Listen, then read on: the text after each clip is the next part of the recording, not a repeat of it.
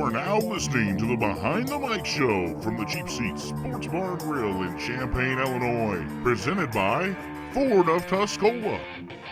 Now here's your host of the Behind the Mic Show, Keith Gibson. Welcome everybody to the Behind the Mic Show, episode 12 from the Cheap Seats Sports Bar and Grill. I am your host, Keith Gibson. Alongside me today, as always, my co-host, the 15-minute world champ, the only man to blow a convertible top off a car during a homecoming parade, the great one, Sam Erwin. Thanks, Keith. I always appreciate your introductions. They're always I know you do. I know you do. And we have Sammy, we got a special guest joining us today as well. Oh, Hall of Famer, our first Hall of Famer ever to join us.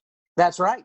Absolutely. Two-time Hall of Famer. That's right. Yeah. Mm-hmm. Coach Kerry Martin joining us as well today. And Coach Martin, we welcome you into the Behind the Mic Show. We're going to have a sit-down interview with you in our second segment after our Fast Five. But you've graciously said you'd join us for the Fast Five, a little sports discussion. So we do appreciate it. Welcome to the show.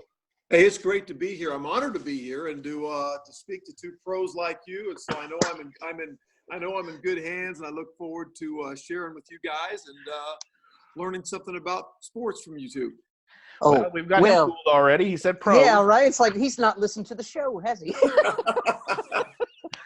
Sammy, a lot to talk about today, even though as we record this on Wednesday, July I don't even know what today is. It's a day after the All-Star game. I think it's July, 8th, 9th? 10th. July 10th, where there is no professional sports being played today whatsoever. Oh, None. Wow. Which is a rarity in the United States. But we got plenty to talk about, and we're going to start with our Fast Five. So, Sammy, Coach Martin, are you guys ready? We're Absolutely. ready.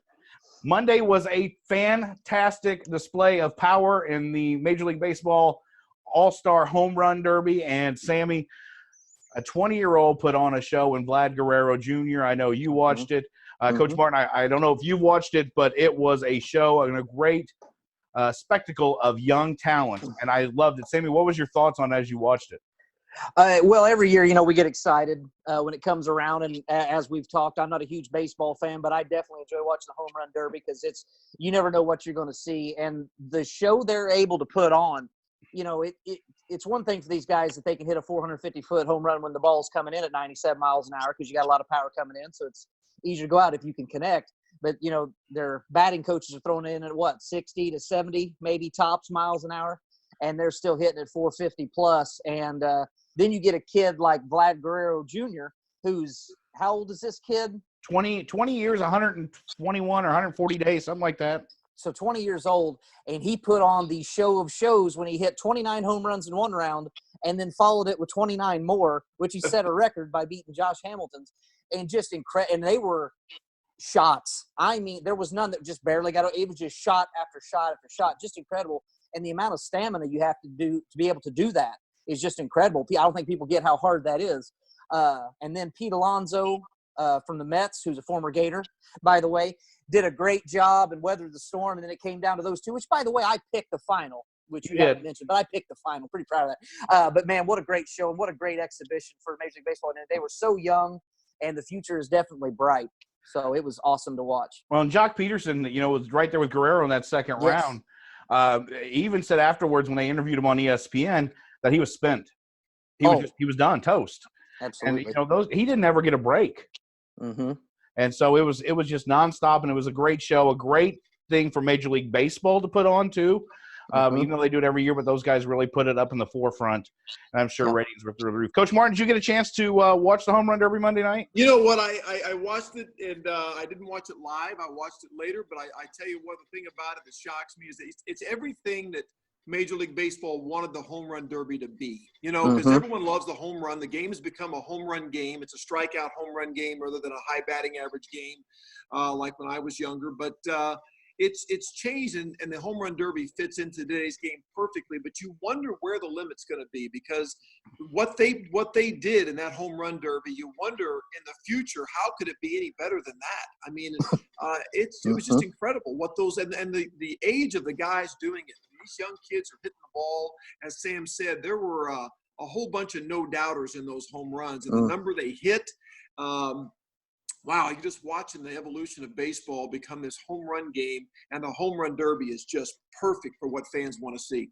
Absolutely. Yeah, it was. And, look at Ronald Acuna Jr., who's just over 20 years old. I think just right at 21. He hit 25 in the first round. The kid's, a stick. Yeah. Quick hands through the zone and still just hitting. And he was hitting it to right field, right center, left, hitting it all Oh, over yeah, he was ballpark. spraying the ball around. Alonso was hitting those to straight center. And you're just looking at that like, good Lord. And just like Coach just said, what's the end game in this? It's like, where are we going to be 5 years from now? It's like, exactly. Are they going to be hitting at 600 feet? Are they going to be hitting 40 in a round? It's like, good Lord. It's just incredible just to see that power. And I don't know if you guys seen, this is a little off topic, but it's still baseball. But somewhere in Korea had an all-star game, and they had a bunting contest. So I think the United States is ahead of the game on this for excitement. They actually had these dudes bunting to try to hit targets, and it's hilarious. You can see the video, and people go nuts. The Koreans just going crazy, like, yeah, he about to hit the target. I'm like, okay, whatever you like. Wow. Bunting is apparently big in Korea. So bunting is a skill, though. It absolutely is, yeah. Ask that pitcher from, the Phillies or Nationals that broke his nose in batting practice trying to do it. So it ain't easy. Yeah. So. No. But it was awesome, and it's great for the game. I did not watch the All-Star game after because I just cared about the home run derby, but it was very cool, and man, everybody was talking about it. And that show that they had between Vlad Jr. and Peterson, where they were going back and forth and then got down to like 3 swings each, and it was kind of like a overtime, if you will. I mean, even some drama involved, it was crazy, just crazy. So yeah, it was really a lot of fun, and it almost overshadowed the entire game Tuesday night, the All-Star game itself, which was I'm a big baseball fan, as you know, right. but it was just compared to what it was Monday night, which is always fun though. So moving on though, Sammy, we've been talking about this for weeks now, and we're gonna give everybody an update. NBA free agency, Kawhi is finally signed. Well, took forever, but he finally got it. Right? Yeah. He's in Los Angeles. Yeah, but he's not a Laker. No, he's not. Nope. Signed with the Clippers, and then the Clippers trade for Paul George. So how does that change the landscape of the West now? I absolutely, not only for the West, but for the NBA is, I think, as you said, I think a few weeks ago on the podcast, is the era of the super team over? I think you may have just seen it. Because if Kawhi joins the Lakers, there's no point in watching for the next couple of years because I don't know, they wouldn't have a very deep bench. If someone gets hurt, then, they're not as good. But they would be so loaded that they would be untouchable. But now with him going to the Clippers and with Paul George, it levels the playing field to where there's good teams all over instead of one great team. I think that's going to be huge for the NBA. I think a lot more people are going to watch. And now LA is basically the center of the basketball world again, because now you got 2 teams in one city that share a stadium that are both going to be really, really good. And actually, you know what? I'm glad that Kawhi went somewhere else besides the Lakers because I think the Lakers needed more depth and they needed more people around that kind of fit what LeBron and Anthony Davis would do. And they were able to get a lot of good depth for cheap to kind of, build and go towards that. But I think it was awesome to go that way. And the Clippers, by the way, I just heard today, they only have Paul George and Kawhi for the next 2 years, guaranteed. And then they can opt out after that. So it's like a 2-year rental, and who knows? With Kawhi Leonard, you don't know. He's a different kind of cat. Someone said why it was taking so long for him to say where he was going to go is because he probably mailed in a letter or sent it Pony Express because he's just nobody really thinks he's probably on social media too much or deals with the internet. But I think it's going to be great for the NBA, and I think it's going to get a lot more people watching because now it's not just Golden State and everybody else. There's a lot of really good teams out there. So I think it's really good for the NBA. Coach, what's your take? Well, I think when I grew up, watching basketball, and there were certain teams that dominated for years. The Lakers and the Celtics for a period of time just were dominant teams. Even the Sixers for a while, and it seemed like everybody else was kind of just at the bottom, trying to catch up, trying to compete, trying to get in the playoffs if they could. But everything was kind of a foregone conclusion.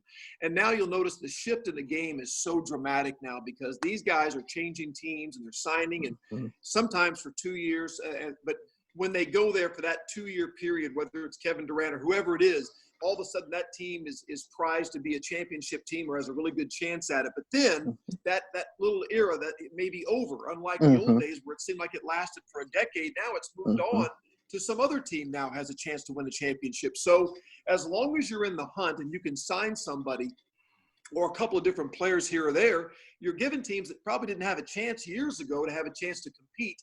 At least their fan base thinks they have a chance to compete. and that's Mm-hmm. exciting for the overall NBA fan.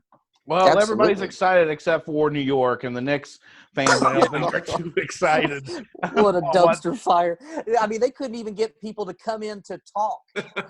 I mean, they didn't want to take a chance on Durant, which I kind of get, because if you blow out an Achilles, who knows what you're going to get. But if you're the Knicks, don't you take the chance to at least set up an interview, give him because you're the Knicks, you got nothing. It's like, if you can get Durant and maybe he comes back and maybe it's not great, but even at 80%, he's better than anything you've had in 20 years. But they couldn't even do that. But here's one thing that I was thinking about today as we were getting ready for this podcast is, I think what you're noticing in the NBA is, as Coach Martin talked about years ago, of how they would stay for a team for a decade at a time. Michael Jordan with the Bulls forever. Magic Johnson was a Laker. Bird was a Celtic. I mean, it was just, you knew they was going to stay with that team. Is you're starting to see, and this started, I think, with LeBron. I know we talk about LeBron a lot, but I think it really started with him, is the players have the power now. Absolutely. And they call the shots. Yep. The owners have lost all power because these players are going to sign 2 years, and then they're going to – basically what they're saying is, as LeBron learned this early on, is if you're not going to give me the people I need to help me win a championship, I'm going somewhere that will. They're not going to lock in forever if you don't guarantee. So now they're going with shorter contracts and show me what you're going to do. So I think you've seen a transition of power to where it's a player-ran league now. Well, it's not just a transition of power; it's a business. Yes, and they're businessmen, and doing this. And the shorter contracts allows them also to maybe make more money 2 years from now, capitalize off of where they're at, and then grow even more money, more sponsorships, but also get that super team that, Golden State, I would say, was a super team with all the talent they had. Oh, absolutely. And able to win. So, great point there. But I do think it's come down to business. And in New York, well, business is a little rocky right now. Oh, wow. But moving on, Coach, we're going to talk something that I know you love, and that's football. NFL training camp starts up here very soon. Bears are in Bourbonnais as usual, but making a trip to Decatur this year, Sammy. Oh. For the 100th year. So making a trip to Decatur. I saw that, Coach Nagy there.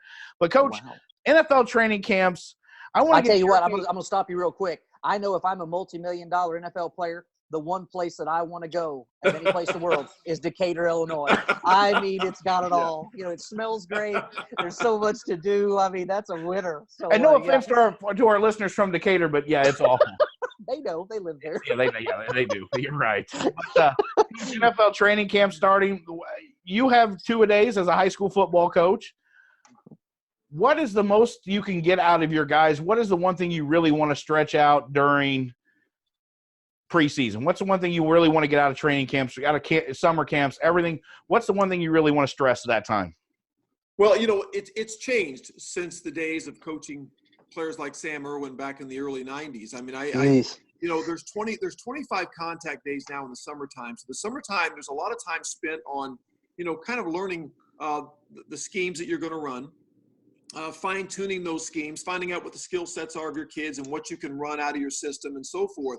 And it used to be, we used to spend the 2-a-day time still doing that because we didn't have 25 contact days. We had a little 7-on-7, but we did a lot of lifting and running, but not a lot of time to practice. So the 25 contact days through the summer has allowed us to kind of change the way we view the start of actual football practice, which this year is August 12th. So by the time we get to August 12th, we'll have had about 22 or 23 days with our kids. So we've kind of advanced that. So now I think we're trying to get game ready. On August 12th, we're 3 weeks away from the first game. And so it's trying to get game ready. It's trying to make sure we're in the shape we need to be in. It's trying to make sure we've got our positions lined out. And we're taking, I think, our games to another level as far as play calling and scheming. And I think we're even doing some early preparations for some of those first few ball games that we never had time to do before. So for me, it's not – I don't feel as hurried as I once did when Sam played and we started practice and we had maybe 2.5 weeks to get ready for the first game. We now have a little bit more, I think, time in the summer to get ready. Mm-hmm. Well, that's got to be very beneficial to you and your staff to do that. I mean, be able to see really what you got before that August 12th date, which is crazy that high school football practice is going to start in 4 weeks? Wow. Yeah, crazy. Of course, as we know, which we'll talk about later, high school football is year-round now. I mean, the lifting and the camps, and it's just a year-round sport. Coach Martin has lived that for sure. So, Coach, I got to ask you, the Bears are going to be, I think, really good. I think the Colts are going to be good with a healthy Andrew Luck, of course, and hopefully they get some more talent around. So it's nice that local football is good. How are your Miami Dolphins going to be this year? Are we making playoffs, or is it going to be another rough year to be a Dolphins fan? Well, we've spent a number of years now wallowing in mediocrity, and I read something. That, Welcome to my world, Coach.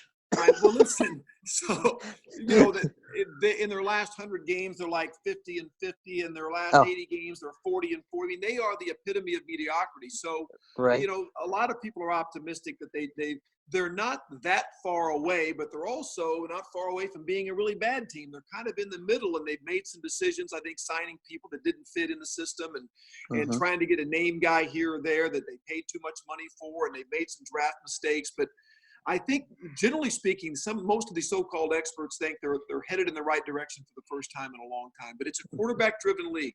And until you solve that problem, that you get that situation better than it's been for the Dolphins and anybody else, it's going to be a struggle for us. So I think we're hoping Josh Rosen's the guy.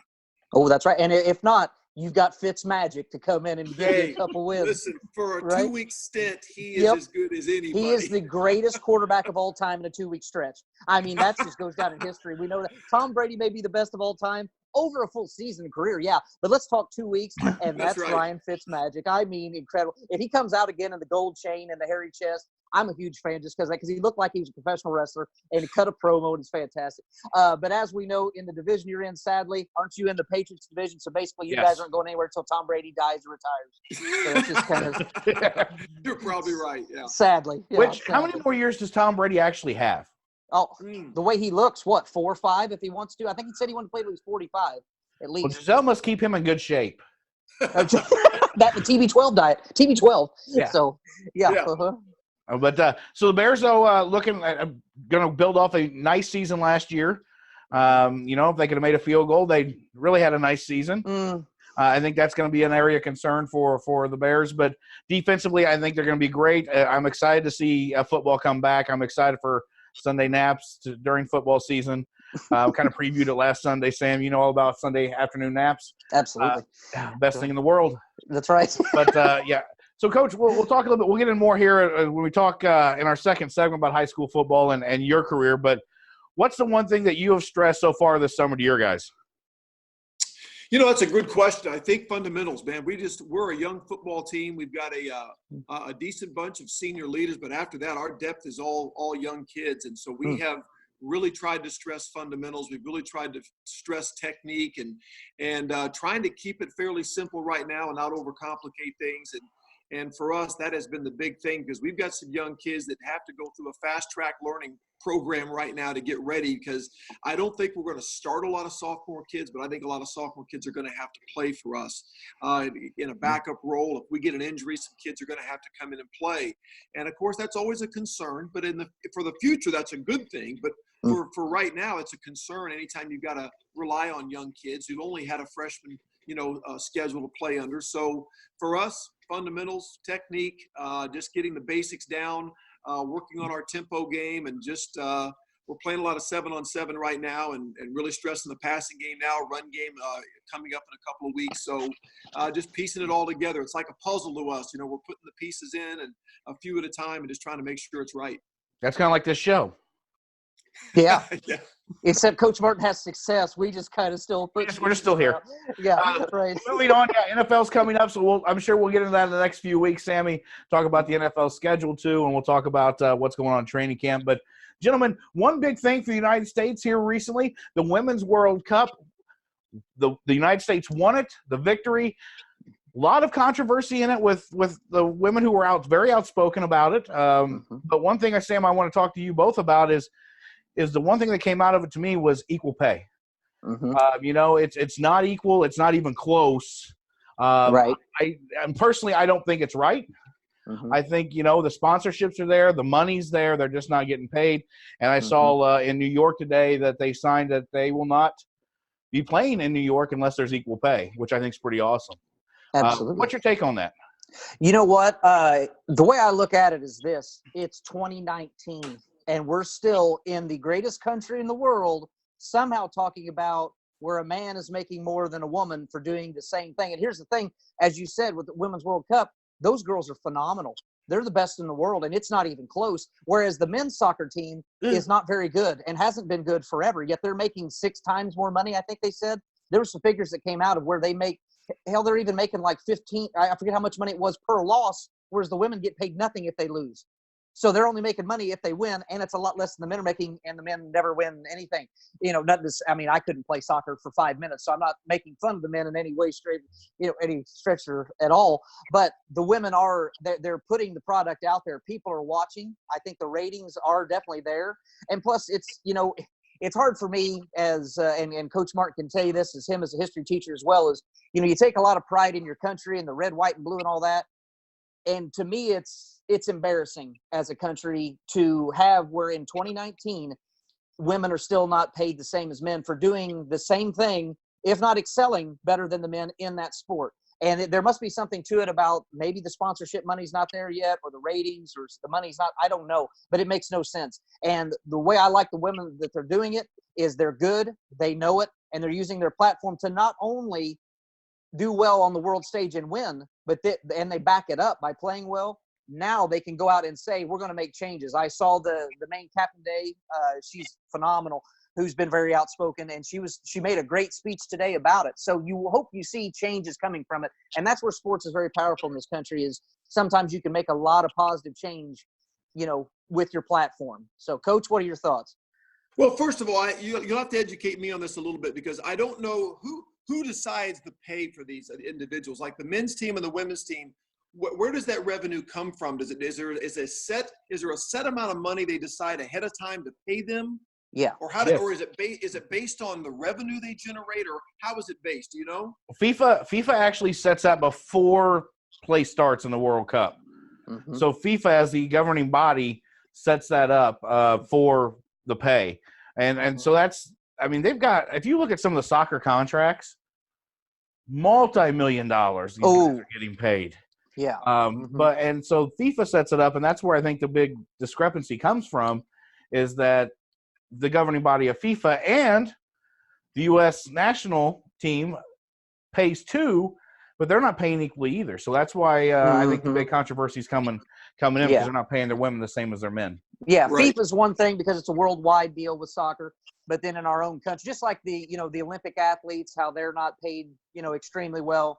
I'm not sure if women, Olympic athletes are paid less than men. That's more of our government getting to such things. But I've seen a lot of money wasted by our government. Coach Martin, you taught history for a long time. So the government waste that goes on. It's like, you got these people that are going to a world stage and representing your country extremely well. And it bothers me because everybody's like, red, white, and blue, let's be patriotic. But then you got a bunch of women who aren't getting paid that just went out in the red, white, and blue and made you look really good on a world stage. So it's like practice what you preach, but that's just me. So I think that's a great point, Sam. I can't argue with that at all for once. For once, I cannot disagree with something you said. How about that? Every now and then, it's a flash of lightning. I mean, it's incredible. But it's not just soccer. It's in every sport that you look at. Women's basketball, all that. Do I watch women's basketball? No. And I think that's the problem with women's basketball is if you look at the games, they actually play really well, and the stands are full. But when it comes to ratings and the money coming in and the sponsorship, the money's not there. So I think that's how they justify, if you will, paying them less for that, because the revenue is not what it is for men's. That's just what I've heard. Don't know if it's true or not, but that's what I've heard. So. Well, moving on, great win by the Women's World Cup team. Couldn't be prouder to be an American citizen and wave the red, white, and blue every day. So moving on, though, Sam, you brought up a great topic here a couple weeks ago when Coach Tackett was on about baseball netting. And we've seen some instances last couple of years of fans getting injured. And you brought it up again earlier today when we were kind of talking back and forth before the show. And you wanted to talk about it. So I want to hear your opinion first. Mm-hmm. I'm going to give you mine as a diehard baseball fan, and then I have a feeling we're going to disagree on this. Right. If you correct me if I'm wrong, but you want it to go all the way to the foul pole, correct? Absolutely, 100%. And here's why. Is I believe last year an older woman was hit in the stands, obviously with a foul ball, hit in the head, and I think she ended up dying a few months later due to the issues of that. It doesn't get talked about a lot, but that actually happened. And now recently we had a little girl get hit And of course, it caused some injuries and all that. I think it was a Cubs player. Albert Almora. Yeah. Yes, and he went. I mean, he was just overcome with grief during that game because, my God, I might have just killed a kid. Thankfully, I think she turned out to be okay. But in this day and age, with the players are bigger, stronger, faster, exit velocity they always talk about on what these guys are hitting. Sometimes 108, 110 miles an hour, and you can't put netting all the way down the foul pole line. And that would also eliminate fan interference as well from reaching across to disrupt the foul ball. Now, granted, sometimes the player can't get the foul ball because the netting, I understand that. But once again, it's 2019, and, baseball sometimes struggles with ratings. And if you're not putting fan safety first, then what are you showing your fans? If I'm a father and I'm taking my wife and, 2 or 3 kids to a game, I want to make sure they're safe. And with this, now, does it happen all the time? No, you see foul balls getting sprayed all the time. You don't see people getting hurt. It rarely happens. But we also got to talk about, as you and I have talked about this before, people's attention spans are in nanoseconds. They're staring at their phone, which it's their own fault, but they're not paying attention. And then when something's getting hit at 108 miles an hour, you got about, a second to react before it hits you right upside the head. So if you're looking down, it's over. So if the netting was there, it would help prevent that. Yes, it would help if people would pay attention at all times, but that's just humans anymore. But yeah, I think it needs to be just for the safety of the game, and I don't think it's going to interrupt the play of the game at all. I just think it makes it safer for the fans and, keeps people safe. That's just me. So, Coach, what's your take? Yeah, I agree with Sam. I think as a lifelong baseball fan and I grew up, and for a very long time, part of my life, it was baseball first for me before my senior year, and I was a baseball kid my whole life, and I just feel like the attention span of the fans, I think they're on their phones a lot. There's no way, even if a father's paying attention, he can properly protect a small child from some of these line drives that are hit, that are tailing off one way or the other. It is terrifying. Even when I watch the games, I watch almost every Cardinal game with my wife every night they're on. And I look at these line drives into the crowd. Yeah, hey, you're gonna have to deal with it, buddy. I feel like there's just putting the safety of the fans first has got to be there. I've watched a million baseball games through chain link and through netting, softball games as a coach and as a fan. I just think it's time. You watch that home run derby. You watch those guys hit the ball, and then you say, "Well, we don't need." I'd say, "Well, we don't need netting." Watch these guys hit the ball. Watch the velocity off the bat. They're hitting balls the guys on the infield can't even handle. Pitchers can't even react to. And now you're asking fans to try to protect themselves. I am absolutely shocked we have not had more people hurt than we've had. Yeah. Well, I will agree partly with both of you. I think there needs to be netting. I think it needs to be extended. I would like to see it go maybe halfway down the lines. Maybe not the full way down the lines. I think if you're back in the corner, leave it open. That's where I say take it down to. I think, yes, down past third base and back past first base, a good 20 feet, 20, 30 feet. Sure. Yeah. But past that, I think, there's signs up, and if you take it at your own risk. I mean, that's my thing. I'm a big baseball fan too, and yes, I agree that those balls are coming in hot. And I never hit anything like that. I mean, I was close, but I never hit anything that hard. Yeah, absolutely. And here's one thing to consider that Major League Baseball really needs to think about is, now that it's a hot topic, and you see it on the talk shows, people talk about it, little girl gets hurt, it's on national news, all that, is safety should be number one. But number two, that Major League Baseball needs to think about is you're going to get sued at some point. Somebody's going to go to a lawyer and say, you put my child in harm if they went to the hospital, and they're going to get millions. So these owners want to give up whenever they could invest. How it wouldn't be expensive to put netting along that at all, compared to what your lawsuit will be of millions of dollars. So that's something they need to think about, because somebody someday is going to sue, and they'll win. If it's a death cause at a ballpark, fan safety should be number one. That's why people don't get to sit right on the on the out of bounds line in football. It's not a good idea because you're going to get hurt.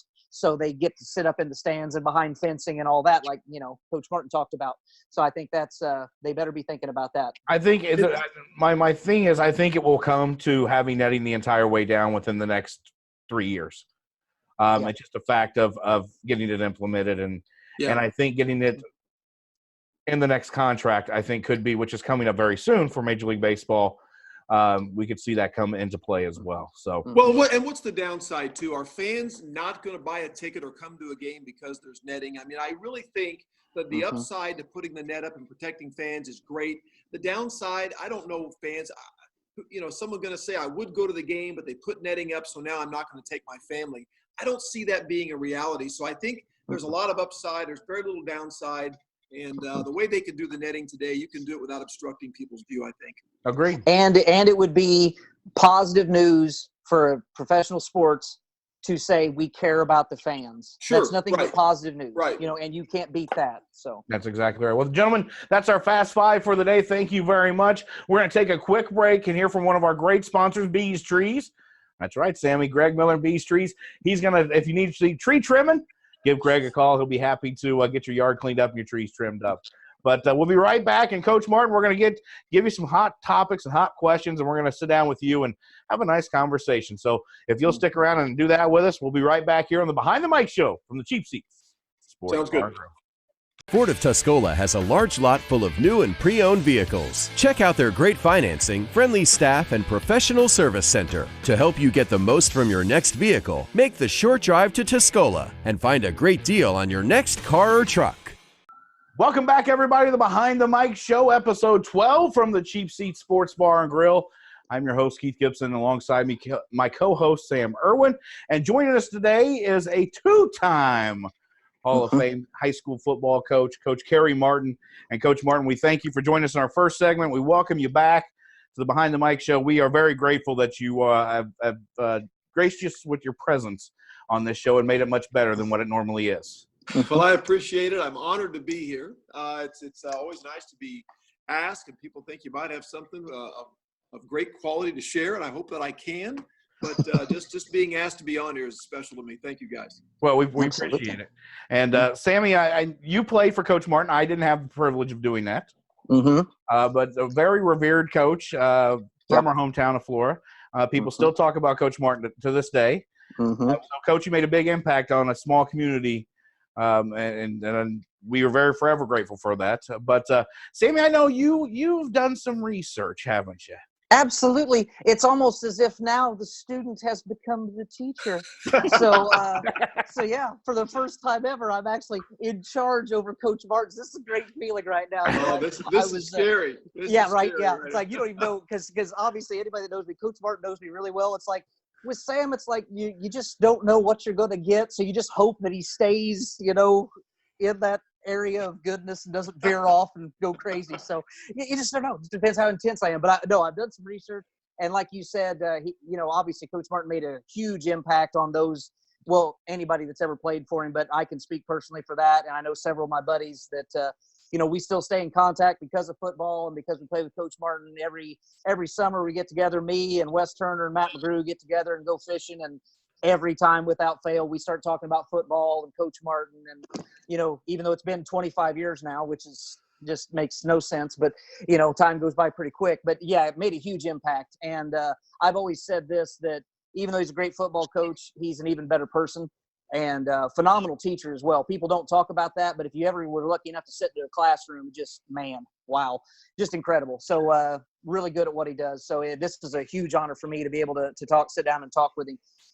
Granted, we talk from time to time, stay in touch and all that, but to be able to do this is really cool. So Coach, once again, thanks for coming on. So we'll kind of give people some background and many people remember that, of course, you played for Salem as in high school, which was a hated rival of ours. Yes. Now they don't even play anymore, as times change. But you of course played quarterback, which I think was why you and I connected early on. And I've got a couple great stories, Keith, that I'll share that Coach Martin may not remember, but were priceless. But anyway, he played quarterback. It was a triple option, I do believe, right, Coach? I was. You yes, ran the wishbone.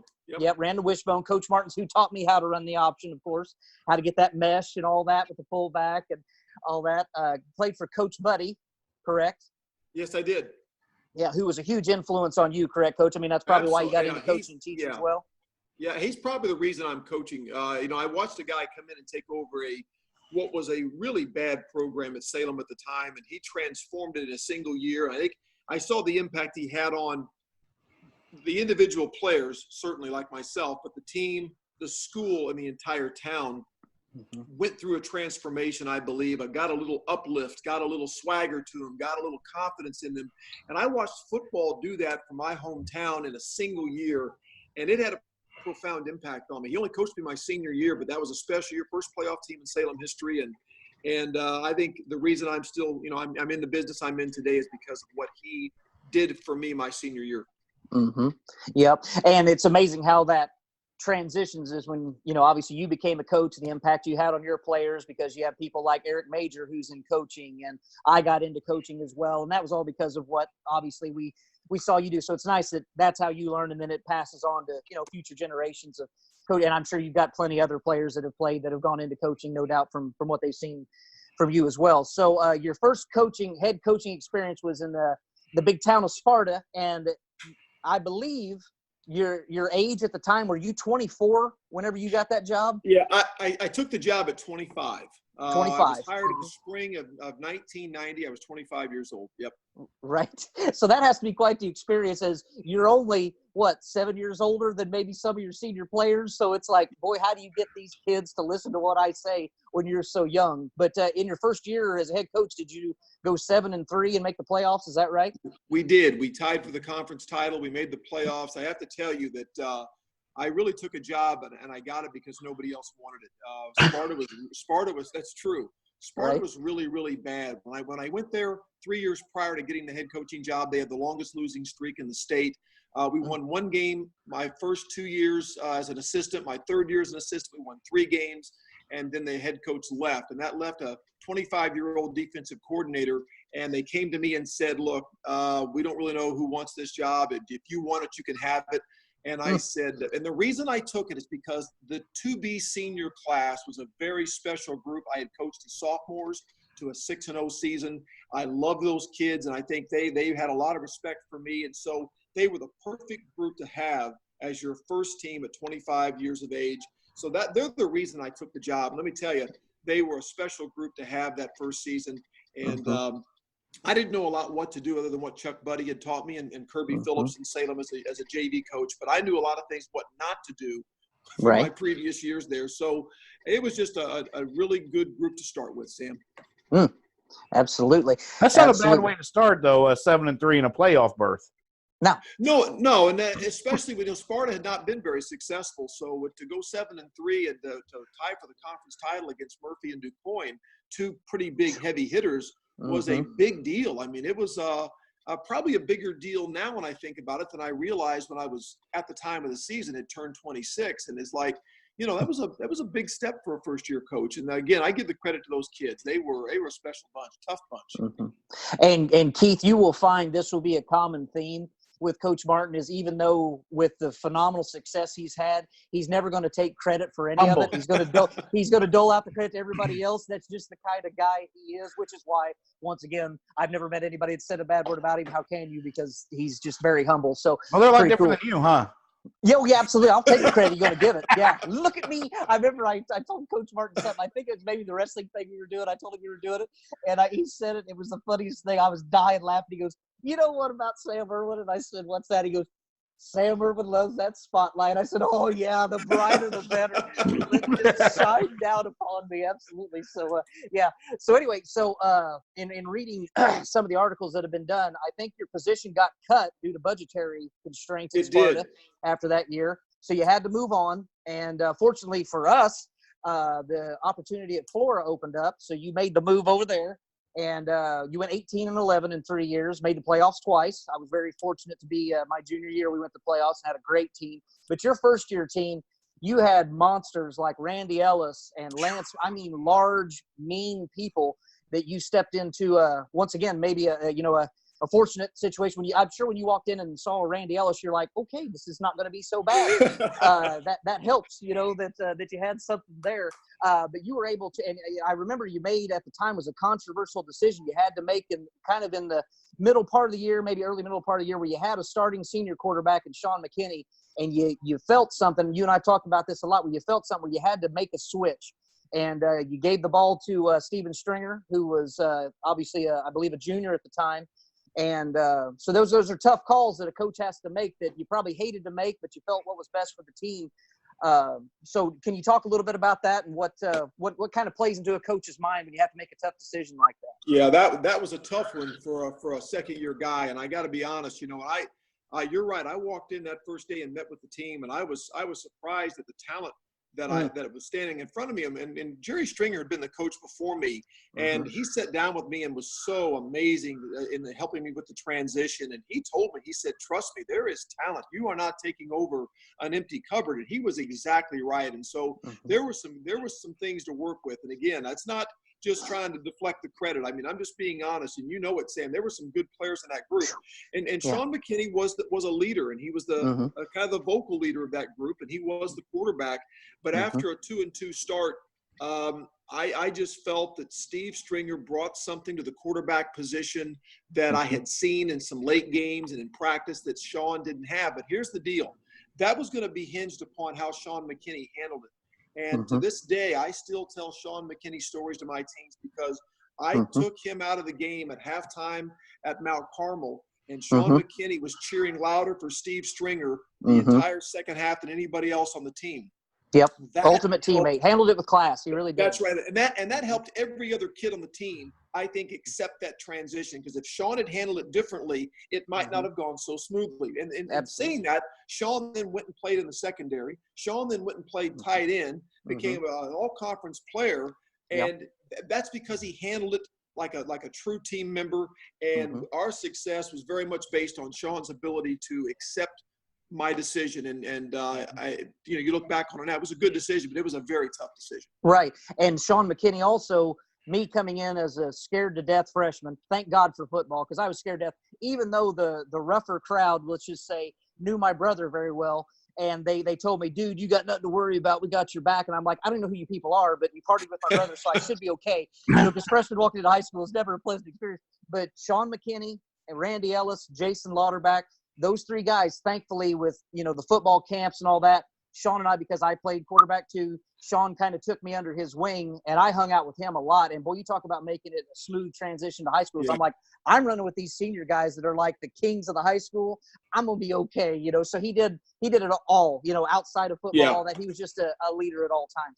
So, and now here's a funny story that I'll share, Keith. This was my first meeting with Coach Martin. Now, I started late in the summer, because at the time, my dad, who was a really good football player back in the 60s, he did not want me to play football, okay? Even though I was an athlete and all that, he didn't want me to play because the knee injuries and all that you deal with later on in life. He's like, no. He said, play golf, do something like that. You don't need to be playing football. It ain't worth it. And, of course, my friends kept bugging me like, come on, man, you got to play. So I kept going to him. And so my dad told me, he says, all right, you got to play. He says, but I tell you this right now. He said, when you get knocked down, he goes, you're going to get knocked down. He goes, I swear, he said, the first time that a coach has to come help you off the field or a teammate help you off the field and pick you up off the ground, he goes, you and I are going to have problems when you get home. So, Coach, if you ever wondered why I didn't lay on the field, even though I got knocked down a lot, that's why. But anyway, so I finally show up to summer practice, the weights and all that, the weight training and all that. And we were doing whatever, and I was doing curls at the time. Imagine that. And doing some curls, and I had quite a bit of weight on there. And I was a skinny little dude at the time, but I could curl a lot. And Coach Martin walks up, and he goes, what's your name? And I said, Sam Erwin. He goes, oh, okay. So his first time here? And I said, yeah. And he goes, curling quite a bit there, aren't you? I said, I just, it's always come natural. And Coach Martin goes, strong little shit, aren't you? I was like, oh, this guy's the best. And so then after that, then luckily I was able to play for Coach Henson, who is phenomenal, which we could talk about for hours. Coach Henson, I'm sure Coach Martin has some stories with Coach Henson. But I played with him for, my freshman year. So anyway, so you had a great first year. That second year at Florida was definitely lost a lot of senior leadership. Then, of course, Steven Stringer went down to injury that second year, which really, you lost your main leader right there, and the team definitely took a hit. Sadly, Coach Martin had to put me in at quarterback as a green sophomore. He's like, oh, scared to death on that. But so that was a tough year. But then going into that third year, you had a lot of players that were able to get a lot of experience and went into that third year. And then, we ended up having a phenomenal season. So your thoughts on that third year? We'd come off a season where I think I made some decisions, Sam, in 1992, the second year. We went 4-5 that year, but I made some decisions late in the year to open up the offense. And you go think back, Steve Stringer came back, played against Edwards County and Olney. We opened up the offense. We went to an eye and got out of the wishbone. We threw the ball around. We threw some screen passes. And I think sometimes in life when you have adversity like we had year 2, it forced me to rethink some things maybe I wouldn't have thought about. And what I decided to do was to open up the offense. So the third year when you came in as the quarterback, I had already made up my mind to keep the offense open and throw the ball around. And Joel Palace comes out and plays receiver. And we had some really quick running backs and Eric and Dustin Zimmerman and some other guys. And you know, we just had the right people, I think, in place to do that kind of offense. And Matt McGrew and boy, it just really took off for us. I was just excited to coach you guys. There was a tough bunch of guys, great football minds, great teammates. Man, that football team was full of great teammates. Yeah, and a phenomenal line with like John Hurleman, Kenneth Morrison, Kyle Wheeler, Brian Lane. I mean, you know, the names go on and on. Easy on Johnson. Laner. Yeah, Easy on Laner. Oh, yeah. Yeah. Lee Johnson, don't forget Lee Johnson, Kyle Wheeler, you know what those guys were. Oh, There's a lot of talent in that group, but there was a lot of two-way players. And, boy, I'm telling you, Sam, I've been a head coach. This is my 30th season. And that was as fun a group of guys, coaches, players, parents, as I've ever had any place I've ever been. My 3 years in Florida were – I mean, you talk about you're proud that I ended up there. Listen, Florida did a lot for me as a young coach and for my family, and they just absolutely embraced me. I've said this to many people. I know Florida liked me as a coach, but I felt like Florida loved me as a person. And they, whether I won or lost, they were good with me. And you know, as a coach, that's a pretty lucky thing to have, to feel like they really liked me as a person, and they really treated my family well. Absolutely. New kids, and so I owe Flora a lot, and so I think back to those years, especially '93, a lot of fond memories. Oh yeah. I want to know how you remember so much. Oh, yeah. He probably remembers yardage, you know, from a certain game 25 years ago. It's like a computer. And related to Sam, I can tell you what Sam was wearing the first time I met him. Sam was wearing a tank top and jean shorts. And the first time I met him, it's a true story. He walked in, that kid that was pretty strong doing curls was wearing jean shorts and a tank top. And I remember it like it was yesterday. That's awesome. Oh, you know, the old jorts. Oh, boy. You know what? And like Coach said, that team that I was lucky enough to be with that had great senior leadership, and here I was a junior. I mean, the most fun I've ever had in my life. I mean, the group of guys, we all got along. I mean, it was just crazy. You know, I mean, we had fun outside of it. It was just, like Coach Martin said, a true team. So when times got tough on the football field, we all stuck together because we were friends first, football players second. And I think that, you know, really says a lot. And one final funny story before we move on to the Carterville era is whenever I was a sophomore, you know, and I was the backup to Steven Stringer, okay? So once again, if Steven Stringer goes down, we're screwed because, you know, I am in no way, shape, or form ready, but Coach Martin didn't have a whole lot going on else, you know. So anyway, sadly, in the Mount Carmel game, Steven, you know, Pud gets hurt, okay? Now, I didn't know it at the time. I was down at the end of the line, just a bench warmer, you know, drinking water with Eric Cartwright. We're not paying attention to nothing because we're not getting in the game. There's no chance. In fact, when I left my mom and dad's house that night, they said, well, should we come to the game? I go, no. I said, just listen on the radio. I said, ain't like I'm going to play anyway. So anyway, Pud goes down, and we're standing there, and we're both talking. I'm like, boy, I wonder who's hurt. Had no clue who was hurt. So Coach Martin slowly walks down, and we see him come like, oh, we got to act right. Here comes Coach Martin. So he comes down, and he stands right in front of me with his back to me. He's just looking out the field. So we're just dead silent, right? Because it's one of those deals, we love Coach Martin and respect him, but you also feared the man because he could give you this look where you just didn't want to screw up, you know? So we're standing there, and we're like, oh, God, what's going on? And so Coach just then spins around. He goes, you ready? And I go, for what? He goes, you realize who's hurt out there, don't you? And I said, nope. He goes, that's Pud. And I went, oh, God. And he goes, time for you to get in there. And it's against Mount Carmel. And I weigh 140 pounds soaking wet. Oh, dude. I went in so I go into the huddle. There's Ryan Reef, Andy Burkett, Clay Reagan, all these seniors, and they're looking at me with just disgust, like, boy, we're screwed now. You know, and I'm trying my best not to just break down the ball because I'm looking at Mount Carmel who had guys across the line that looked like my father. You know, it made no sense. And the first snap I get under there, and my hands are shaking so bad, I fumbled the snap because I was so scared to death. I picked the ball up, just ran where I could, and this defensive end just annihilated me. And then after that, I kind of calmed down, like once you get your butt kicked. But anyway, so that was a great story of, you know, trial by fire, but it helped me down the road. So anyway, so all right, so Florida's over and done now. And of course, after my junior year, which I still will never forgive you for. That's just a joke that we like to tell each other. But anyway, moved on to Carterville and had unreal amounts of success down there. Once again, taking over a program and building it into something. In 8 years, Keith Gibson, he went 66-19. Not bad. Playoffs 7 straight years, and of course won a state title, which I believe was a perfect season, was it not, Coach? It was, yes, sir. Right. So once again, go to a small town and turn it into this mecca of football. So can you tell us a little bit about your years at Carterville? Well, when I got to Carterville, they were going through some rough times. They had not had a lot of success. They've been 2-7 seasons in a row, and boy, the attitude and everything was bad. The facility wasn't good. The locker room situation, the leadership, the previous teams had some off the field trouble and on the field trouble, locker room trouble, stuff, non-football related. It was kind of a mess, but there was a lot of change taking place. The athletic director, principal, superintendent all knew they wanted to bring in a new face and a new way of doing things. And so the first year was a struggle, Sam. We went 3-6 and didn't play very well. But we had a good sophomore class that I thought had a lot of potential. And so that class we leaned on pretty heavily late in the year, kind of like your sophomore year. And then the next year we went 8-2 and made the playoffs and won the conference and had a chance to rebuild again and take that same group as juniors. And then as seniors, they won the state title.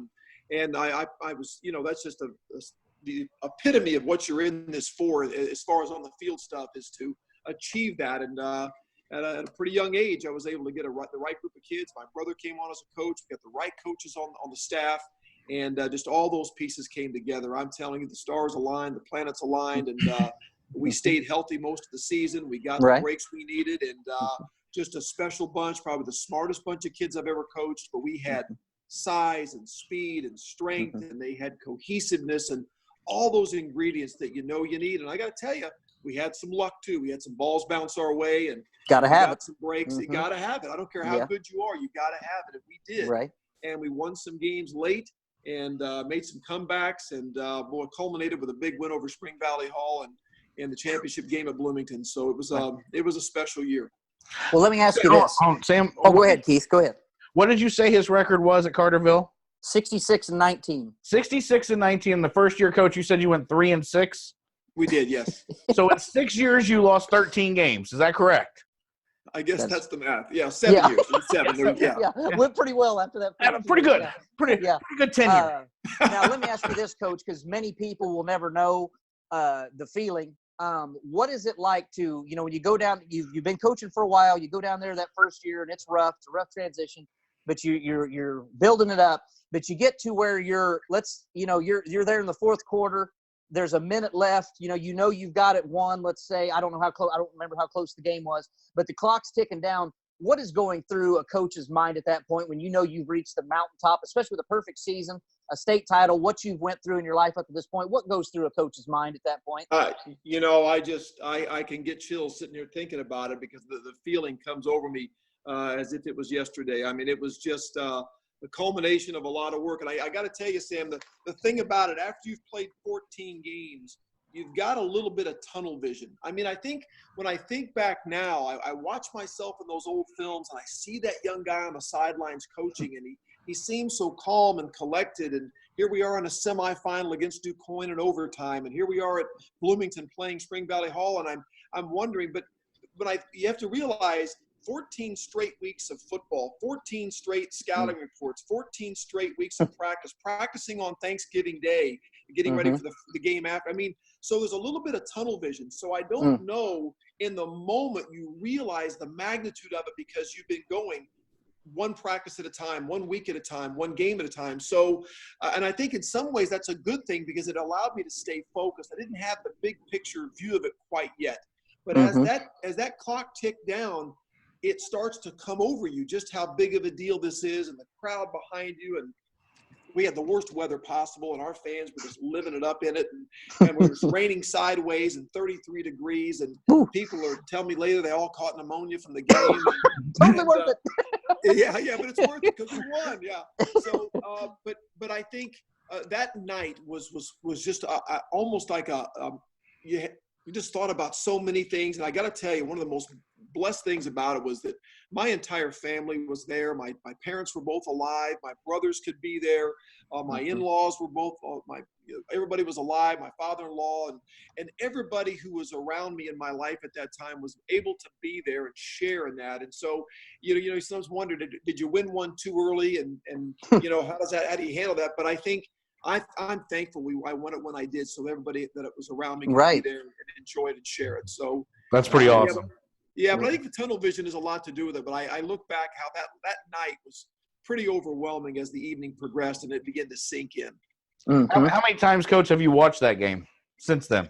Not very often. In fact, I would say about a year ago, I watched it because one of my players, I have a player on my team right now that is enamored with old film, and he found, I guess, the game on YouTube, and he asked me about it. And I thought, I have not sat down and watched that in a long time. And so I don't bring that up to any team I've ever coached since then. I don't try to throw that in anybody's face. I don't talk about the championship with my present players, but he brought it up and he said, tell me about it. And it made me want to go back and watch it. So last year, for the first time in many years, I watched the game, and it was really neat, I think, to have that break from it and then see it kind of a fresh perspective. Mm-hmm. And by the way, Coach Martin has brought up his brother several times, which I assume you're talking about Kurt, of course. I am, yes, sir. Yeah. Now, Keith, you didn't know Kurt, but just to give you, just to describe him, it's Coach Martin, but turn the volume up to about 100 because Coach Martin's intense, but he's like a quiet, laser-like focus intense. Kurt is like, I don't know, like a lead singer of Metallica or something like that. I mean, he gets wound, and it's the greatest thing. I love that man. Sometimes I'll stop by in Salem and talk to him at his insurance place. He is the greatest guy. I mean, but he and Coach Martin a little different when it comes to intensity because he goes above and beyond, but he's so great. I mean, so good. We loved him in Florida too. So anyway, all right. So moving on from the Carterville years, you made the transition to Marion, which, you were very gracious to let me come and learn from you for a couple of years. But I know what a mistake that was. He'll look back on that with a lot. I'll ask him later on, like, what's your biggest regret? He'd be like, God, I'm gonna let you come to coach. But you talk about learn a lot in a short amount of time. But I know that transition from Carterville, where it was just going so well, and you had built this huge program, and you made the leap to Marion. And I know it was a struggle, for those first couple of years. But now, of course, you've turned that into a great program as well. And in reading a little bit after, because this was like a year or so after I had got my teaching job and had moved on, after the third year you were there, once again, just like the Sean McKinney thing and the Steven Stringer thing, you decided to basically just blow up the program that you had been successful with for your entire career and just basically started over. What was that like for you? I did. I after 3 years, we had won 8 ball games, and to be honest, guys, we were getting worse. We were 3-6 and 3-6 the first 2 years, but we lost a lot of close games. So we weren't far off. I mean, we were losing games late. Maybe just didn't know how to win. And then the third year I was there, we went 2-7 and weren't in many ball games. And so I made a decision to either leave and let someone else build a winner there and try my luck somewhere else. But that's not really my personality. My second thought was to fire myself. So I looked in the mirror and I literally fired myself and said, you're doing a terrible job, but if Marion won't fire you, I will. So I fired myself, and I blew it up. That's a good way of saying it. I started from scratch. I changed every scheme. I changed the way we did the weight room. I made adjustments to my coaching staff. We absolutely, after 3 years, started from scratch, and nothing was the same. Not the way we practiced, not the way we dressed, not the way we prepared. Everything was different. And I think I finally found a formula that would work here that I thought would work anywhere. And I come to find out, I came to Marion, Sam, and it didn't work the way it had before. And so I had to make some adjustments, and losing, I think, those first 3 years made me a better coach and made me look in the mirror and make some changes. And we went to the shotgun spread offense kind of before. There were a lot of schools running that. And boy, that really caught on and gave us a nice something different teams weren't seeing. And we changed our defensive scheme, and the coaching staff bought in. We got a good group of kids to buy in, and we went 5-5 in year 4, made the playoffs, and from there we just kept kind of getting better. So it was that was a big. I think those 3 years were formidable in our success later on. Right. And now, Keith, if you get the chance, I don't know if you've ever done it, but you really need to go and watch go down and check it out because it's almost like a college campus now. They have erected this huge weight room area. I mean, it looks like a college football stadium. It's just incredible what they have built there. And a lot of that has to do with Coach Martin. And another thing that you need to know about Coach Martin is the coaching staff that he is talking about, they have stayed with him forever. And that tells you everything you need to know about Coach Martin is these people stay with him. They are loyal. And it's because of the way he treats people. Then, I mean, it's incredible. So the people that whenever I was just Sagreen and coming in, Coach Martin was nice enough to let me, they're still there. And so that just helps with a program whenever you can keep good people around, and he's been able to do that. So hopefully that obviously will continue in the future. So anyway, so Keith's giving me some flashes here. How much time we got left on? We got about 8 minutes left, Sammy, before we need to take a break here for the show. Okay. All right. So we'll cram a little bit in here, Coach, and we'll come back for part 2 to finish up, if that's okay with you. Yeah, that's great. Whatever you need me to do. Yeah. Okay, great. And Coach Martin and I could talk. I mean, my God, we could do a mini series on this. But anyway, so obviously the program's going well at Marion. You still continue to have a lot of success. You did make the Illinois Hall of Fame in 2013. Keith, we're talking to a guy that has over 200 wins, by the way. 200, which is insane. That's more than you. Hall of Fame. Yeah, what's that? That's more than you. Oh, like I've told him before, because he's thanked me like, hey, you were a big part of that too. I'm like, dude, I was only there for like 7 wins. It's like if you do the math, that's a low percentage. I mean, I appreciate you saying that, but in the overall grand scheme of things, it's like, I was a blip on the radar. But you got in the Illinois Hall of Fame in 2013, which is a huge, huge honor. I remember when that happened. And now recently into the Southern Illinois Hall of Fame. So I don't know of many people that are in 2 Hall of Fames for coaching. So an incredible honor and achievement. Coach, what are your feelings on those 2 honors right there? The great thing about making Hall of Fames is the fact that it forces you to kind of reflect and think about. Most coaches don't really look back too much. They're always looking forward because you're so preoccupied with the next game, the next season, the next everything. And Hall of Fames have forced me to kind of stop and reflect a little bit at times. And I think that's been healthy for me because, Sam, and I mean this with all sincerity, it is an absolute reflection of being fortunate to have around me the right assistant coaches no matter where I went. When I was at Sparta, there was a group of guys that were just amazing for a first-year, 25-year-old guy to be around. When I came to Flora, him. Ted Whitehead stops in front of my house and says, I don't know, you don't know me, you're the new coach. I want to coach for you and make the kids better in their lives and make a difference. And there's Les Odell and Lowell Pemberton, and we brought in Doug Eblin after a couple of years, and Dale Hampton. And I mean, just these guys. I mean, I was surrounded by older guys that were just there for me. And then I come to Carterville, and my brother joins the staff, and a whole bunch of guys, and Marion, of course, some of the guys came with me. I inherited some great coaches here. So for me, first and foremost, it's the great support I've had from my coaching staff, the amazing players I've bought into what I was trying to sell, my family support, my amazing wife, who's the greatest football wife ever, because I couldn't do any of this without her taking care of everything else in my life. And so it's been a real partnership in coaching. So for me, the Hall of Fame is a chance to look back and think how dang lucky I've been to coach the places I've coached, the staff I've had, the players I've had, the wife and family I've had. I am a byproduct of a whole bunch of other people's input. I may have put a lot of this together, but it is an absolute team achievement. It is not they put you in the Hall of Fame as an individual. They put your name up there. You are taking with you everyone else. I mean, I drug Sam Erwin into the Hall of Fame with me. I took Steve Stringer.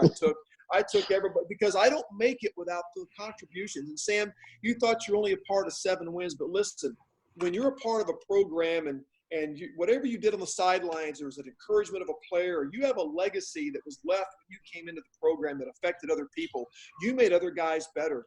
And so I believe it's more than just a seasonal thing or 7 wins. I think guys like you have a long-term effect on a program. So, and I've been fortunate to have a lot of guys around me like that. Yeah, absolutely. And he mentions Tracy, who's Keith. Once again, you haven't got to meet her, but you talk. How you see like in colleges and all that, where you see the coaches wife that'll run up and hug a player and all that stuff. That's Tracy Martin. Always a smile on her face, always nice to everybody. And as Coach Martin says, to be a coach's wife, ooh, boy, you got to be a very understanding and patient person. And she is, every time you see her, though, I mean, the woman's feet could be on fire, and she'd smile and say, "How are you today?" It's just amazing. I mean, just an amazing person. So, just a great family in and of itself. So, but I think that's a good place to stop right now for a break, Keith, and we'll come back and finish this bad boy up. Yep, not a problem. We'll be right back here on the Behind the Mic Show. We'll have more with Coach Martin here on the Behind the Mic Show from the Cheap Seats Sports Bar and Grill. One tree or a dozen, large estate or small corner lot, whatever you call home. When you have trees that need professional care, that means calling Beast Trees. Greg Miller, owner and operator of Beast Trees, is an ISA certified arborist. Beast Trees offers tree removal, trimming, and free estimates. They're fully licensed and fully insured. Call Beast Trees today to find out how they can keep your trees healthy and thriving. Call 217-260-4551 to schedule an appointment with Beast Trees. Welcome back to the Behind the Mic Show from the Cheap Seats Sports Bar and Grill. Keith Gibson, Sam Erwin back here with you. Alongside us today, two-time Hall of Fame high school football coach, Coach Kerry Martin. And, Coach, we appreciate hearing your story and where you've been, where you came from. And I tell you right now, I'd almost run through a brick wall for you, just hearing you talk about the Hall of Fame. And welcome to my world.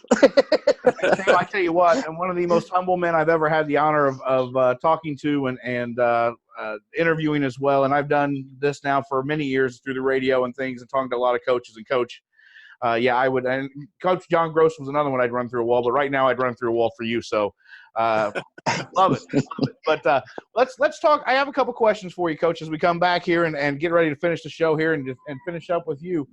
But when Sam and I were younger, there was no youth football. I mean, we started as pure freshmen, never playing the game whatsoever. When you were at Florida, there was I'm sure there was none at Sparta either. Is that correct? That's right. So how has a youth football league, a youth football program helped you on your stops from Carterville and Marion?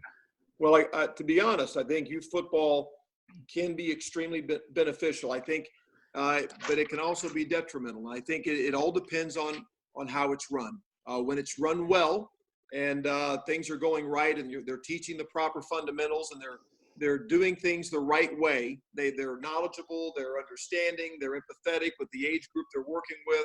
I just feel like it can be a huge benefit if kids are having a positive and learning experience. But if it's other than that, if it's some old school yelling, screaming, just based on old antiquated drills and thoughts and just over conditioning kids and running them till they're just sick. And I think it can run kids away, teach kids the wrong things, and then it forces us to reteach the right things. So I really think when it's run well, it can be great. When it's run poorly, I think it can hurt your program. So a lot of it, I put a lot of weight on those youth coaches and the youth leaders in those groups to do a good job. And I've been blessed in the last two places I've been to have some really good coaches at the lower level. What do you think is too soon? Because we've seen some that are like the third grade level, things like that. What do you think is the proper age? I am not a big fan. In fact, I think you can take a lot of the contact out until kids get into the upper junior high ages. Sam, the game has changed a lot, and I think I've had to change a lot for the better. The concussion situation is a big issue. We are practicing and playing smarter. We are more aware of the concussion situation. We are taking a lot of the contact out of drills, which has not hurt our ability to tackle or play aggressively. I think teams, this is just an overall football observation. I think teams are finally tackling better since they've taken the helmet out. And there's been an adjustment to these helmet-led tackles. But in the end, it was not a good way to tackle in the first place. It was not safe. Your eyes weren't up. You weren't seeing what you hit. Listen, since we're tackling shoulder tackles more now, it's improved the game. It's improved tackling. So a lot of coaches complained about it. Listen, I think it's made for better game. Practices now, we've taken a lot of the head out. Our kids wear some additional protection. So I think upper junior high age, they can start tackling. But again, making sure we're smart about it and we limit that practice time tackling. Absolutely. And it keeps your kids taking the physicality out of practice, healthier long term throughout the season too, as well. Correct? Absolutely. Listen, I know and I understand the fear. The fear was if you don't hit in practice, they won't hit in the game. And we found out that's not true at all. In fact, we found out you save a little bit of that for the ball game. Kids are ready to tackle on Friday when you've been holding them back all week long. And hungry. Yeah. Yeah, absolutely. And I think I think the game took a step back, and it was detrimental to the game. But I think with improvements in the helmets and the practice things we're doing and the tackling techniques, I think the game can rebound from that a little bit because they've taken some hits, and some of it deservedly so. Like me seeing a cheeseburger. You keep a cheeseburger away from me too long, I see when I'm going after. It gets ugly. Get out of the way. Somebody's going to get hurt. Absolutely. But great answer, Coach. Let me ask you this. I may have asked you this before, but just so those listening at home wondering, someone with as much success as you've had throughout the years, were there ever any offers to coach at the collegiate level? Or did you not have any interest? Maybe that wasn't. No, I never really had much interest. I had a pretty good opportunity come my way early here at Marion, and the individual that anticipated getting a particular job, it didn't work out. And I think if it had worked out, which everyone anticipated it would, I would have had to make a very tough decision about coaching at the college level because it was going to be a really good opportunity. And part of me is thrilled it didn't work out. I think he ends up in a better situation right now anyway. I'm in a better situation because of it. College football, I learned very quickly when I was at Carterville. I got very closely associated with SIU's head football coach. And, boy, I saw a side of football through his life, just how demanding it was and how difficult it was, how tough it was on the family.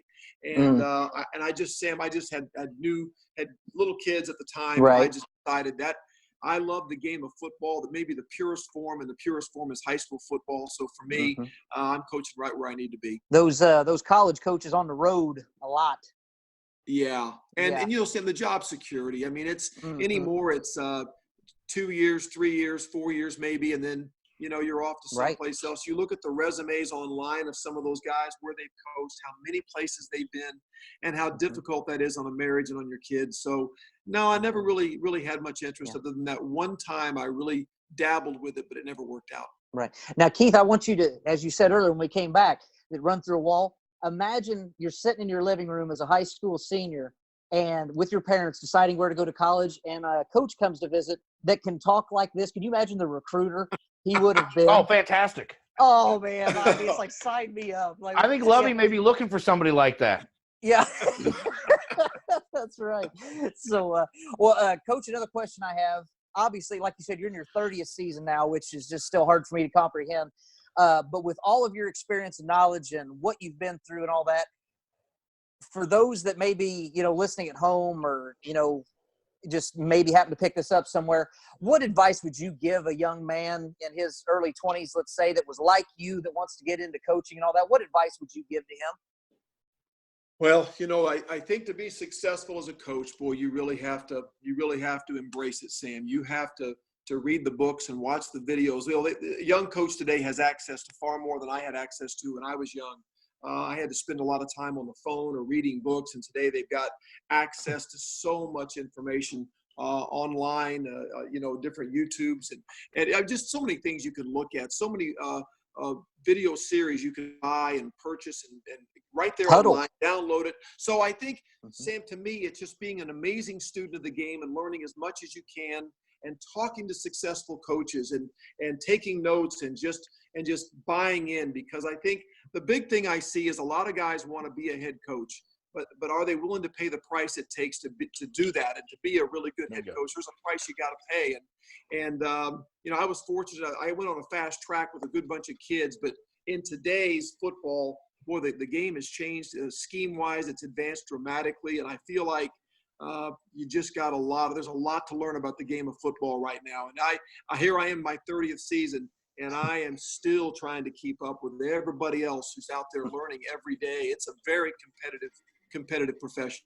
Absolutely. Coach, do you see a lot of younger coaches not wanting to put the work in but wanting the success? I do. I see that in a lot of fields more than just high school coaching, but I see it in high school coaching. I see that a lot. I think I don't think a lot of them understand the price it takes, the price that has to be paid. Listen, Sam said it earlier. Head coaching in 1993 with Sam Erwin and the Flora Wolves was not necessarily a 12-month thing. We had our season. The summertime was a little 7-on-7, but we lifted weights in the winter. But it was just a simpler time. Most of Coach Martin's job there was to keep me kind of like out of jail, I think, was really his. But I kind of miss that. I kind of miss the simpleness of that game back then. Today, I mean, we are working year-round. We're doing clinics. We're working on the wristband that we use for the season, the play sheets. The summertime is 25 contact days. Camp is 2 weeks long. I mean, it literally is all season. It's in season, off season, preseason. I mean, there's always a season of football going on. Now, sometimes it's a little more laid back, but it's still, you are sitting on this nest every day at some point. And I deal with off the field issues more than ever, deal with parents and players who have social and economic issues. And there's a whole lot more that goes into this job than just X's and O's. And that's been the biggest change that I've had to adjust to. And you're more of a dad probably than a coach a lot of times, right? Well, say it again. You're more of a dad than a coach a lot of times? Well, yeah, I mean, dad, psychologist, you know, I mean, and Sam, we always were, but I just think it's much more magnified today. It is. I went on vacation, came back, and almost immediately when I got back into town, because I have to vacation away. Coaches have to vacation out of town, or there is no vacation. When I came back, immediately there were fires to put out, phone calls to make, people to talk to, players to encourage. And again, there's nothing wrong with that. It's just you got to be ready for it. Absolutely. Absolutely. Well, Coach, once again, we appreciate your time. I want to wrap it up with this. I had a question to ask, but I read this quote that you gave one of the local newspapers. Hold on. Yeah. I've got a couple questions. It's my turn now. Oh, my bad. Sorry. Go ahead. It's okay. Coach, I've got a couple questions about the man who's sitting next to me as a co-host. Okay. What's your fondest memory of making him run? Well, listen, Sam was a fierce competitor. No way. But Sam sometimes let his mouth overload his hardware. Sometimes, yeah. And he knows it. So, yeah. So the only time Sam didn't get in trouble for making mistakes on the field. Sam got in trouble because of sometimes the things he would say, or if he questioned something you said to him. He often said things before he thought. And once he thought, he was fine. But when he spoke before he thought, he would sometimes get into trouble. So those times I really relished the idea of sending him running somewhere. But to be honest, it just took sometimes a look or another word back to Sam, and he was good. He was good. Yeah. Well, like I told you before, that look was like, okay, it's time to calm down because I just got that look. All right, we're good. So, what's your next question, Keith? Some things don't change apparently. Yeah. We are who we are. All right. You know, we do have a lot of listeners who listen to us back in Florida, and as we've talked earlier, you still hold a high regard. What's one of your fondest memories of either teaching or coaching in Florida for that community? And is there anything you want to say to the people back there, to say hi to, or anybody back there in Florida? Listen, no, I mean, the whole community. The first group of seniors with Randy Ellis and the crew, and the second group of Steve Stringer, and then Sam's group and Eric Major, that Brian Tackett. These groups of players and the coaches, like I mentioned, Ted Whitehead and Les Odell and those guys, Dale Henson. I mean, that community embraced me and my family. And even before I had coached a ball game yet, we had a season that wasn't very good. We ended up 4-5. I didn't see any difference in the community, the way they worked with me and talked to me and respected me. And that meant a lot to me. And that had a huge impact on me, I think. My last year was a special year, but again, I say this to people in Marion. I said it in Carterville. Of that era of 3 years of Florida was as good as any place I've been, and I've had great years everywhere I've been. But there was something special about the 3 years in Florida that it's hard to explain. Maybe it was the age of my children, being a young coach. Just a thank you to the people of Florida for the way they embraced me and bought into what I was trying to do, and just the support they gave my family and I. It was just incredible. Well, we couldn't thank you enough, and Sammy, I'll let you finish up here, and then we'll get going. But Coach Martin, I thank you for being on. I thank you. I know my mother always thinks fond, and everybody in Florida thinks fond of you. We both think fond of you, and it's been an honor for us, definitely, to have you on our show, not the other way around. And we wish you nothing but best, and maybe down the road sometime this season we can catch in with you too. Anytime. I enjoyed the heck out of it. It was a great night, and I just appreciate you having me on. And to close up, but one of my questions was going to be, but I found this in an article that someone did on one of the many interviews that Coach Martin's had. And once again, thanks for being so patient. We're not pros at this, but we definitely – No, you're great. You. How about that, Keith? We're great. One of the greatest coaches in the history of high school football just said we're great. How about that? So, but no, the question was going to be, but like I said, I got a quote that I found that goes with this, so it worked out perfectly. I was going to ask you, through it all, what will you take with you as the most satisfying part of what you've done as a teacher and coach? But I found this quote. Of course, you could say it better than I could ever read it, but still, you were quoted as saying the best legacy is the positive impact you can make on kids every single day. I want kids to be better for being in our program. And that, everyone that's listening at home, is Kerry Martin in a nutshell. So it isn't about the wins. It's not about anything to do with football in general. That's just the product of what he does for kids. And it does. Talk to people that have played for him for 30 years. Talk to anybody. And that quote is exactly Kerry Martin in a nutshell. So to me, he's like a god, really. And and I mean, he practices what he preaches. He's a very religious man. He's very devout to his religion. He's an incredible family man. So you will never find anybody more genuine than Kerry Martin. And it's probably the biggest privilege of my life to have been able to play with him, and to now, still be in contact with him. And he's a friend of mine. So huge honor. So there's only one downfall to you, Coach. Tell me. You're a Cardinal fan. Well, it can't be perfect. I don't get it. Yeah, I can tell that was coming. For Coach Martin, we appreciate you being here. We appreciate everybody listening in. We're always available on Apple Podcast, Google Play, iTunes, everywhere. YouTube, we're available everywhere. For Sam Erwin, for Coach Kerry Martin, I am Keith Gibson, your host of the Behind the Mic Show. We thank you for joining us. Have a great week, everybody. God bless. And we're going to be talking about high school football here soon on the Behind the Mic Show from the Cheap Seats Sports Bar and Grill.